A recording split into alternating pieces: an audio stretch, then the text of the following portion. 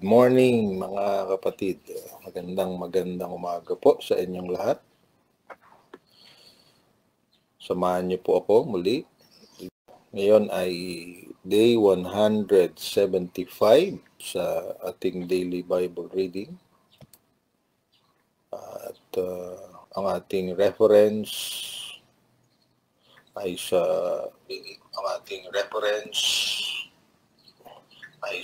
Psalm 150. Yan. Paniniwala na bawat isa sa atin ay nagkaroon ng magandang at maayos na pamamahinga. Atin na pabuksan ng ating mga Bible. Simulan natin ang ating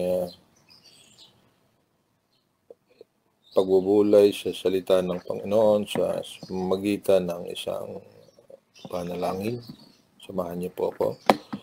Lord God, our Heavenly Father, Lord, salamat sa buhay na inyong patuloy na pinagkakatiwala sa amin. Salamat sa bagong araw na kami ay patuloy na samahan niyo, asahan namin na iingatan niyo kami sa lahat ng aming mga layunin para sa araw na ito. Pakinggan ka namin sa pamagitan ng inyong salita at nawa ay wala ibang matanyag kundi kayo, subalit ang magbabago at magpapagpala ay kaming mga inyong mga anak. Ito po aming dalangin sa pangalan ni Jesus. Amen. Okay, so ating pong basahin itong ating batayan ng ating sharing ngayong umaga. So kung may Bible po kayo ay samahan niyo ako sa Psalms 150 at doon ay ating pakinggan ang sinasabi ng ating Panginoon. So, Psalms awit, 150 sa NIV. Ito may 6 na verses at napakasimple. Ganito po ang sinasabi. Praise the Lord. Praise God in His sanctuary. Praise Him in His mighty heavens. Praise Him for His acts of power. Praise Him for His surpassing greatness. Praise Him with the sounding of the trumpet. Praise Him with the harp and lyre. Praise Him with timbrel and dancing. Praise Him with strings and pipe. Praise Him with the clash of cymbals. Praise Him with the resounding cymbals. Let everything that has breath praise the Lord. Praise the Lord. Yan. Hallelujah. Yan sa Hebrew. Hallelujah. So, ang ating pinagbubulay-bulayan ngayon ay ang pinakahuling awit sa aklat ng mga awit, Psalms 150. Ito ang sabi isang doxology o isang pag-awit ng pagpupuri. At alam natin, kung natatandaan natin, there are 5 books in the book of Psalms. At itong 5th book at last sa lahat ng 5 aklat ng mga awit ay isang doxolohiya, isang pagpupuri. So, bawat isang portion ng 5 libro ay natatapos sa isang doxology o isang awit ng pagpupuri. So, makikita natin dito na ang awit ay nakapokus sa isang bagay lamang, bigyan ng kapurihan ang Panginoon. Kaya ang hamon sa na maganda sigurong ating pangarapin o pagsikapan na mangyari sa ating buhay sa huling sandali at sa huling breath ng ating buhay ay ang ating gagawin ay katulad ng ginawa ng hindi sinabi ko sinong author nitong huling awit, subalit napakasarap isipin at pangarap ko na ang huling mga salita na mamamutawi sa aking mga labi kung babalik na tayo sa Panginoon ay awit ng pagpupuri. So, kaya ang hamon dito, sabi dito noong writer ng ng mga awit, sabi niya ay praise the Lord. Maaring itulig natin ito isang command o maaring request, pero sa ginamit na tag ito ay hindi apostrophe kundi period, kaya masabi nating isang bagay na deklarasyon o kaya isang bagay na invitation.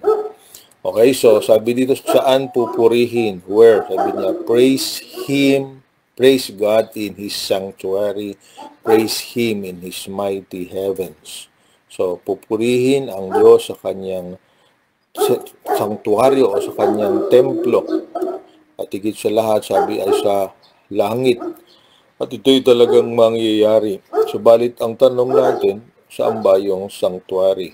Sa mga unang gumamit ng awit na ito, ang kanilang sanctuary, ang kanilang templo o takbuhan, ba yan ang ibig sabihin ng sanctuaryo.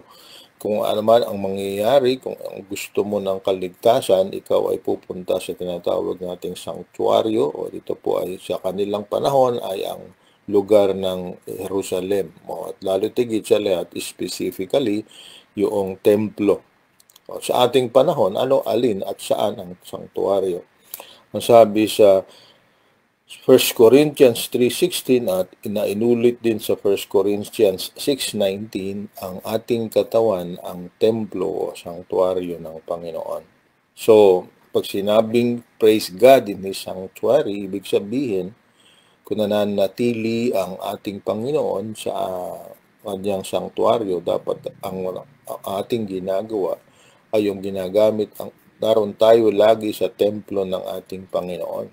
Diba? Kasi kahit saan tayo pumunta, daladala natin ang ating katawan. Kaya ang tanong ay saan mo ba dinadala yung templo ng Panginoon? At ano ang ginagawa nito? Ang sabi ng awit nating pinasa ngayon, Psalms 150, wala ipang gagawin kundi papurihan ang Panginoon. Praise the Lord. Diba? Yan ang gagawin. At paano ito ginagawa?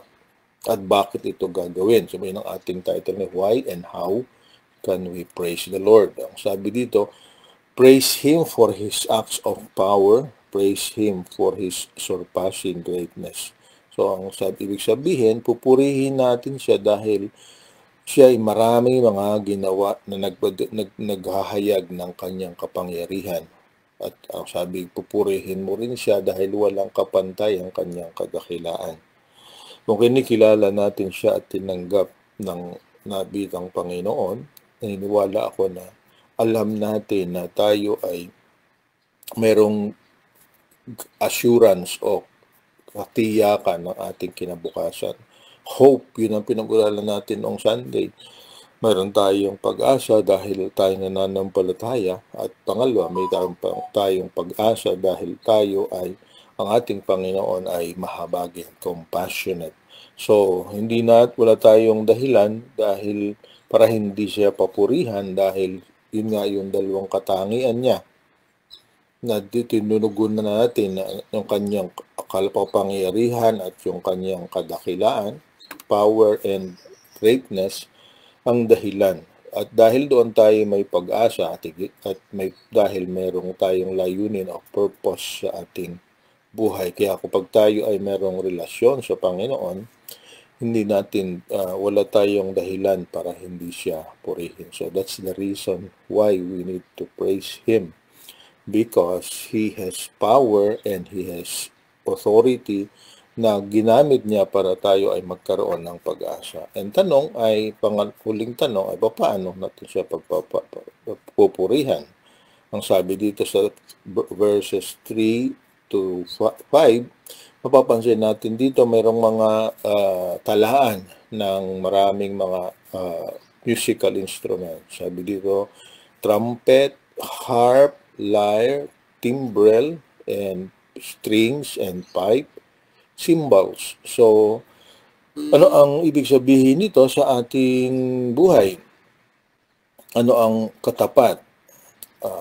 Aking naisip na ang mga musical na instruments na ito ay katulad rin ng iba-iba nating mga spiritual gifts. Kung babasahin natin ang mga sinulat ni Apostol Pablo at ni Apostol Pedro ay binigay niya, binigyan ang bawat isa na mananampalataya sa ating Panginoon ng iba-ibang spiritual gifts o spiritual na kakayanan. At kasama dito, yung sabi sa Ephesians chapter 4, ay iba-ibang yung fivefold ministries, di ba? So sabi, naroon ng sabi niya, prophets, apostles, teachers, pastors, and iba pa na nakasulat naman sa 1 Corinthians 12 at sa Romans 12. At inulit ni Apostol Pedro rin sa kanyang sulat sa 1 Peter chapter 4, kung di ako nagkakamali. So, ano ibig sabihin? Paano natin pupurihin ang Panginoon sa ating panahon? Para sa akin, pag ginagamit natin ang ating kanya-kanyang kakayanan o pinagkaloob sa pamamagitan ng Espiritu Santo, yung pagpupuri sa Panginoon ay magagawa natin. So, hindi natin kailangan hanapin sa iba ang kakayanan na yun dahil bawat isa ang sabi binigyan niya at pinagkatiwalaan ng iba-ibang kakayanan o gift. At dahil doon tayo, kung tayo ay susunod, sinasabi natin kasi ang katulad sa music, ang mga instrument na ito ay walang kabuluhan ang kanilang mga tunog o kanilang output kung hindi sila sumusunod sa tinatawag natin isang conductor o isang kumukumpas. Tama ang timing, tama ang tono, tama ang binating iba-ibang tunog. At kapag ang bawat isa ay ginagawa yung kanyang bahagi sa isang banda o sa isang orchestra, magandang musika na nakaka-uplift ng damdamin at nakakapagpasaya o nagbabago ng mood ng mga tao ang resulta. So ito yung akin nakikita na ibig sabihin ng verses 3 to 5 na bawat isa sa atin may kanya-kanya tayong kakayanan na binigay ng Panginoon.